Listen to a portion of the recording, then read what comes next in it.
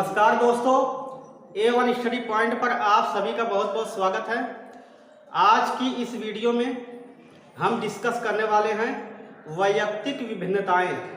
Important topic है, 1 से 2 प्रश्न इस टॉपिक से हर एग्ज़ाम में पूछे जाते हैं। जैसा कि हम टारगेट कर रहे हैं यूपी टेट और सुपर टेट के सिलेबस को। अगर हम बात करें वैयक्तिक विभिन्नता की, तो वैयक्तिक विभिन्नता किसे कहते हैं? किसी भी दो व्यक्तियों का एक समान ना हो पाना ही वैयक्तिक विभिन्नता कहलाता है।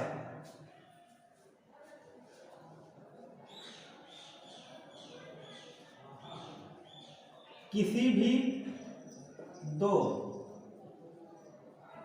व्यक्तियों का एक समान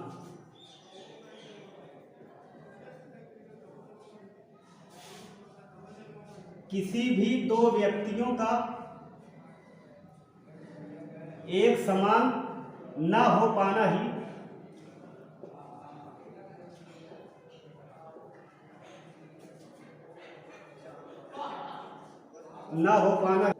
वैयक्तिक विभिन्नता कहलाता है।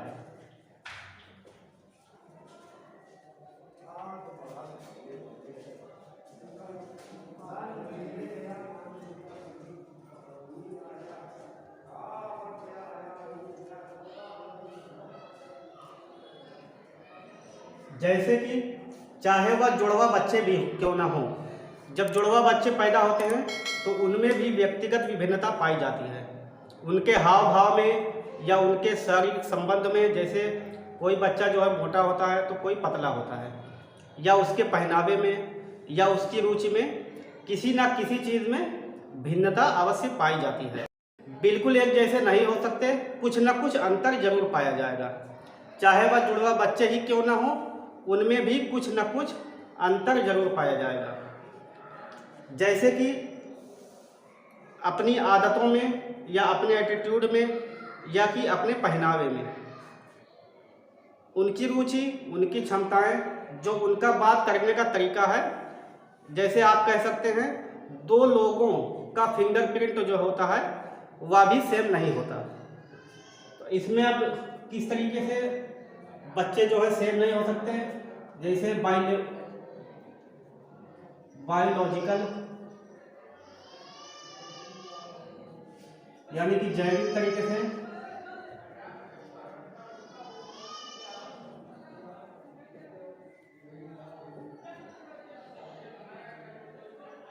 जैविक तरीके से अंतर पाया जाता है।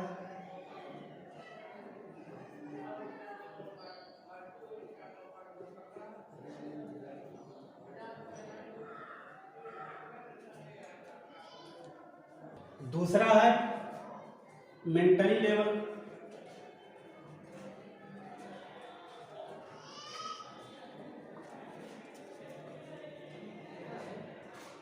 कि मानसिक तरीके से भी अंतर पाया जाता है।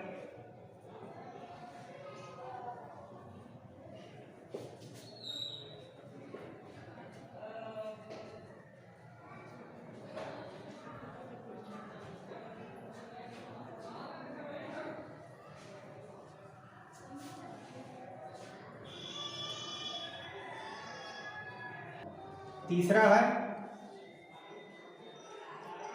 इमोशनल लेवल,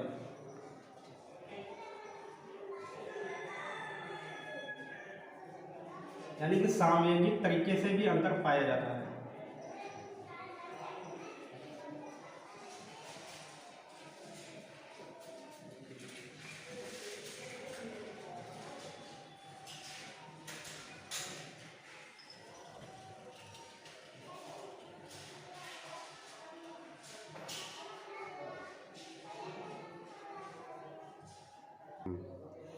तीसरा जो है इमोशनल लेवल, यानी कि सांवेगिक तरीके से भी अंतर पाया जाता है। और चौथा आता है कल्चरल,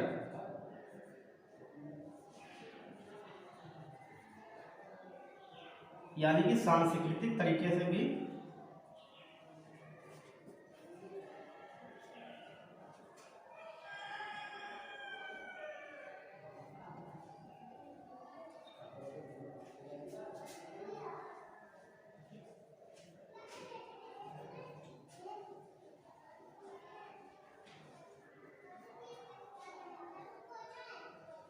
कल्चरल में जो है सांस्कृतिक तरीके से भी अंतर पाया जाता है, जैसे कि रंग, रूप,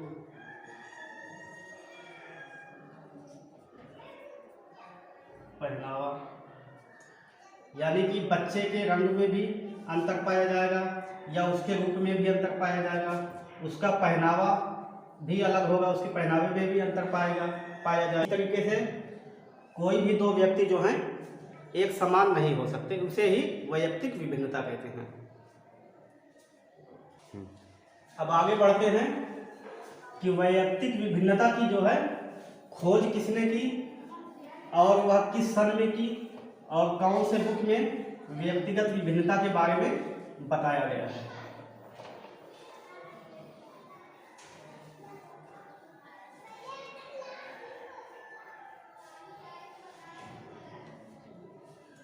तो व्यक्तिगत विभिन्नता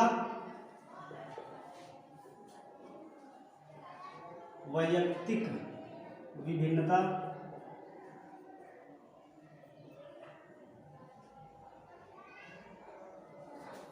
के प्रणेता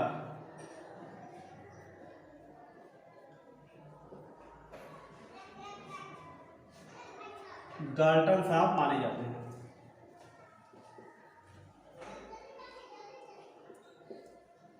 और इन्होंने 1869 में हेरिडिटरी जीनियस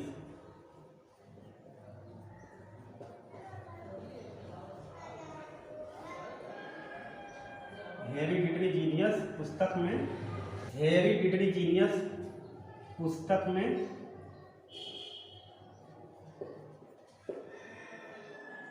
वैयक्तिक विभिन्नता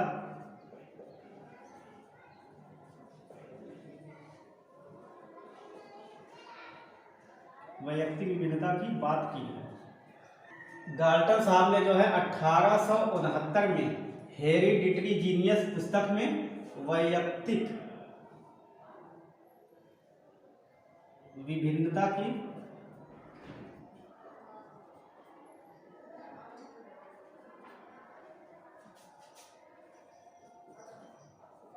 बात की है।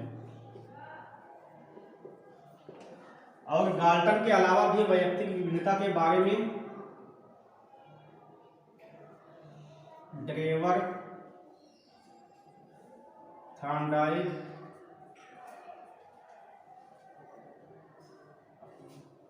वाटसन ने भी व्यक्तिगत विभिन्नता को दर्शाया है।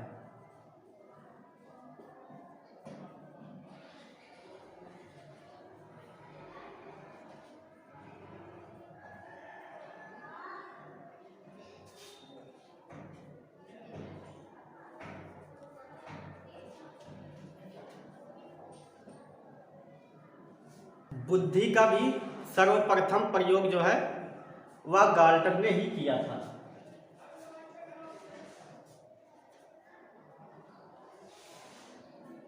बुद्धि पर भी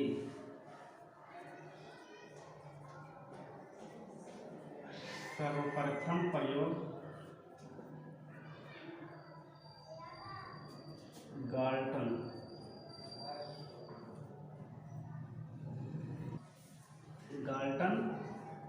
ने किया था। बुद्धि का प्रयोग जो है सर्वप्रथम गाल्टन ने किया था। फादर ऑफ यूजेनिक्स जो है गाल्टन को ही कहा जाता है, यानी कि फादर ऑफ यूजेनिक्स।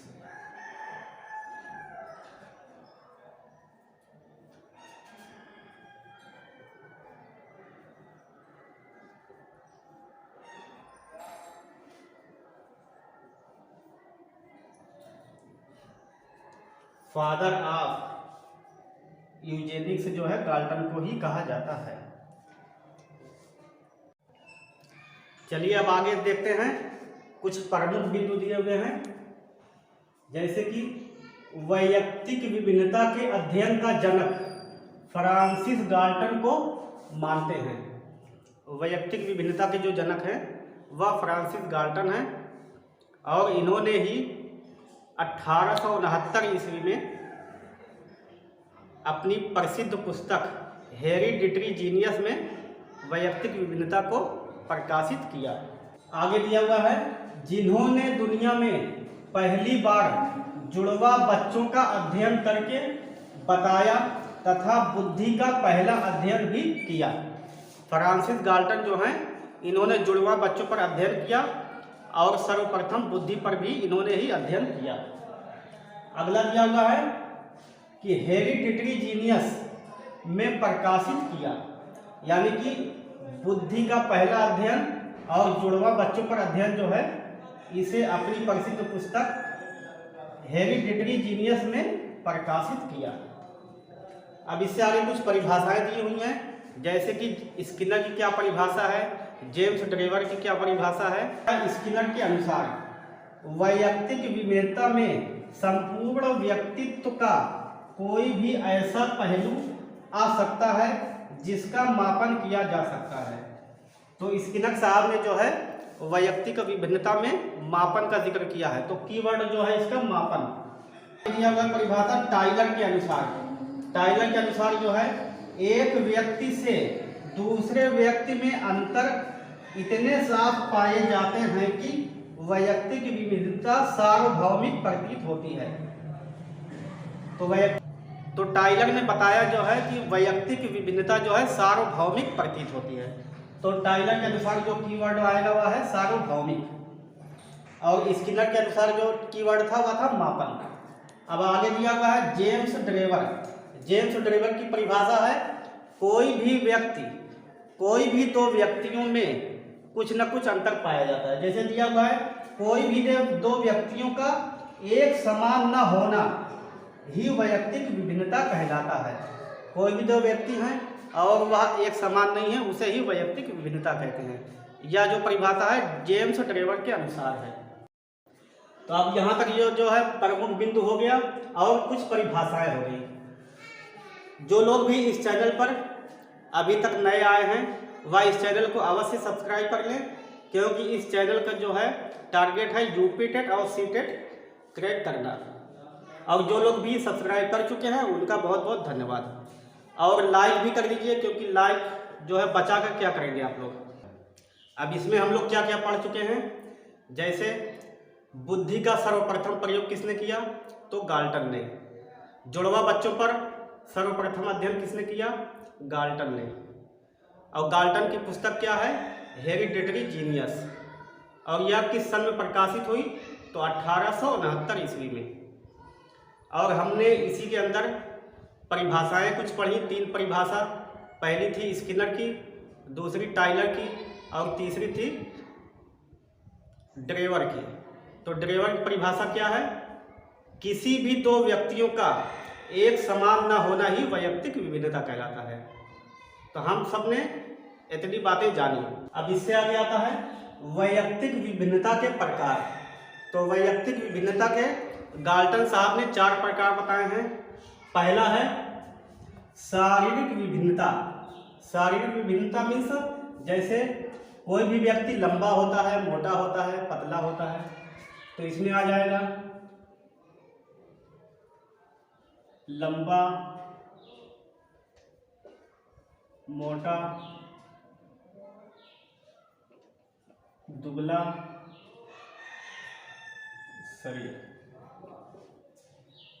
अब दूसरा है, और दूसरा प्रकार आता है मानसिक विभिन्नता। मानसिक विभिन्नता में जैसे कुछ बच्चे होते हैं मंद बुद्धि के होते हैं, कुछ होते हैं कुशाग्र बुद्धि के, कुछ बच्चे जो है जल्दी सीख जाते हैं और कुछ बच्चे जो है टाइम लगता है सीखने में। यानी कि इसमें आ जाएगा मंद बुद्धि बालक,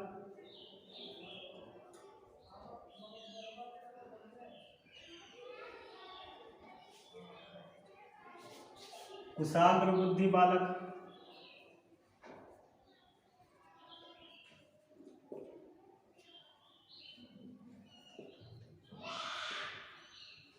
आदि।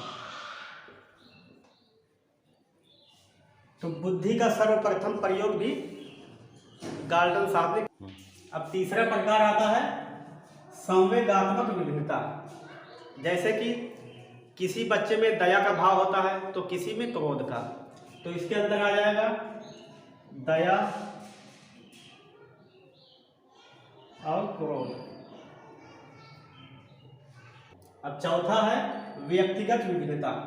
यह विभिन्नता जो है व्यक्ति के किसी भी गुण में यानी कि मापनीय तौर पर उपस्थित रहती है। तो इसमें आ जाएगा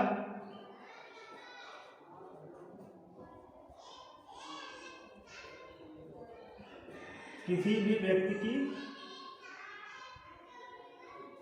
मापनीय स्थिति।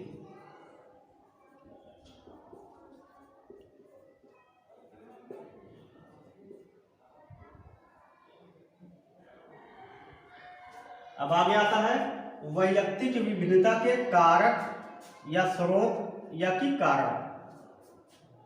तो इन कारकों में वे तत्व आते हैं जिनके प्रभाव से एक व्यक्ति में वैयक्तिक विभिन्नता पाई जाती है। प्रमुख कारक निम्न हैं। तो वैयक्तिक विभिन्नता के जो है निम्नलिखित कारक पाए जाते हैं। जैसे इसमें दिया हुआ है पहला प्रजाति, दूसरा है लिंग और तीसरा है आयु। यानी कि आयु के हिसाब से भी विभिन्नता पाई जाती है। और चौथा आता है शिक्षा। शिक्षा के हिसाब से भी कुछ लोग जो है उच्च शिक्षा प्राप्त करते हैं, कुछ लोग स्कूल में जाकर शिक्षा प्राप्त करते हैं, कुछ लोग मुक्त विश्वविद्यालय से शिक्षा प्राप्त करते हैं। तो इसमें भी विभिन्नता पाई जाती है। यानी कि पांचवा है आता है अधिगम। अधिगम यानी कि लर्निंग। कुछ लोग जो हैं बहुत जल्दी सीख जाते हैं, तो कुछ लोग जो है सीखने में समय लगता है। और आता है रुचि। रुचि के हिसाब से भी भिन्नता पाई जाती है। फिर अगला है बुद्धि, फिर ग्रहण शक्ति। यानी कुछ लोग जो हैं कुछ चीज़ें जल्दी ग्रहण कर लेते हैं और कुछ लोगों को सीखने में जो है यानी कि ग्रहण शक्ति जो है कमज़ोर होती है, उन्हें टाइम लगता है। और यह दृष्टिकोण अगला है। और 10वां है धर्म। इससे आगे आता है भाषा, उसके बाद होता है संस्कृति, फिर है व्यवसाय, फिर है राष्ट्रीयता, फिर है व्यक्तित्व। इसी में वातावरण भी आता है। वातावरण के हिसाब से भी वैयक्तिक विभिन्नता पाई जाती है, क्योंकि जब वातावरण शुद्ध मिलता है तो वैयक्तिक विभिन्नता अच्छी होती है, और जब वातावरण जो है शुद्ध नहीं मिलता तो वैयक्तिक विभिन्नता जो है प्रभावित होती है। अगला है वंशानुक्रम। यानी माता पिता के हिसाब से भी वैयक्तिक विभिन्नता पाई जाती है। यानी वंशानुक्रम के हिसाब से भी वैयक्तिक विभिन्नता पाई जाती है। अगला है पहनावा। पहनावा के हिसाब से वैयक्तिक विभिन्नता पाई जाती है। कुछ लोग जीन्स पहनते हैं तो कुछ लोग जो हैं साड़ी पहनते हैं। जैसे भारतीय कल्चर जो है वह साड़ी है लेडीज़ लोगों का, तो इसमें भी वैयक्तिक विभिन्नता पाई जाती है। इसी तरीके से है खान पान, इसमें भी वैयक्तिक विभिन्नता पाई जाती है। व्यक्ति की विभिन्नता के बारे में स्किनर साहब ने भी कुछ बातें की हैं। वाटसन हैं, थॉर्नडाइक हैं और ग्रेगर जॉन मेंडल हैं। इन सब ने भी वैयक्तिक विभिन्नता की बात की है। तो गाल्टन साहब ने जो है वैयक्तिक विभिन्नता को 4 भागों में बांटा है,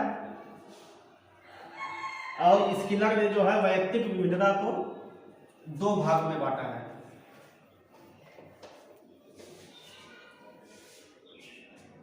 तो पहला है वैयक्तिक विभिन्नता वंशानुक्रम अंतर।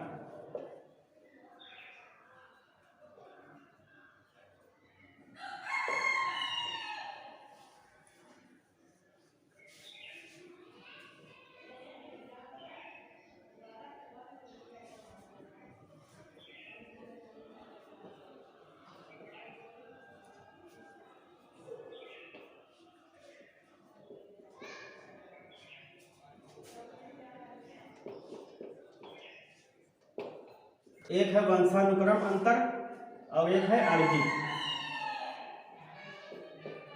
यानी जो हम लोग ग्रहण करते हैं, अर्जित करते हैं, वह है, और एक है वंशानुक्रम। तो इसमें वंशानुक्रम में आता है शारीरिक विभिन्नता,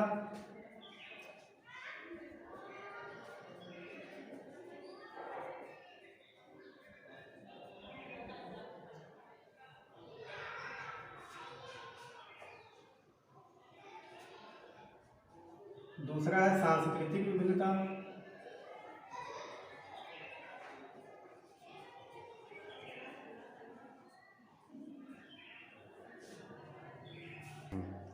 तीसरा है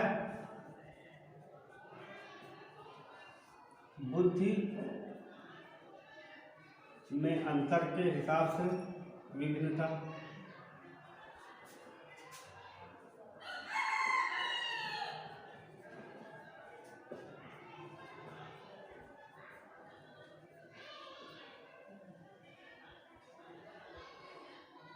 और अगला आता है इसी में स्वभाव के हिसाब से विभिन्नता।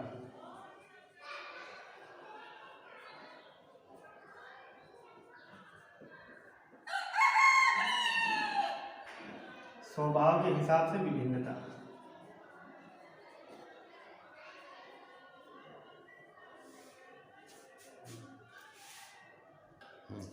अब उसके बाद अर्जित में आता है पहनावा, खान पान, संस्कृति